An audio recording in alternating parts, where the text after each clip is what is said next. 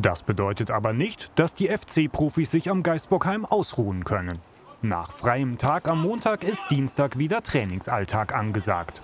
Und auch die kommenden 2 Wochen haben es in sich. Wenig Erholungsphase und jetzt auch keine Sprinteinheiten, sondern eher auf relativ laufintensiv und Spielformen. Insgesamt sind 5 FC-Spieler mit ihren Nationalteams unterwegs. Dafür gibt Peter Stöger dem Nachwuchs eine Chance.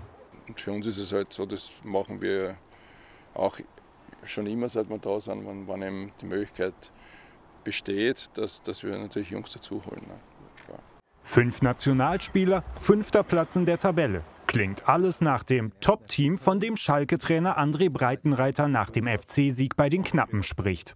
Da hat er eben auch zum Ausdruck bringen wollen, dass er da Entwicklung in diesen 2,5 Jahren halt sieht. So.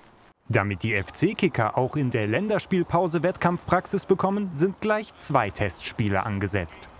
Mittwoch geht es gegen den Mittelrhein-Ligisten TSC Euskirchen. Am Donnerstag kommt dann der Spitzenreiter der 2. Liga, der VfL Bochum, ins Franz-Kremer-Stadion. FC-Fans, die das Aufeinandertreffen der beiden Traditionsclubs sehen wollen, haben kein Glück. Das Spiel findet unter Ausschluss der Öffentlichkeit statt.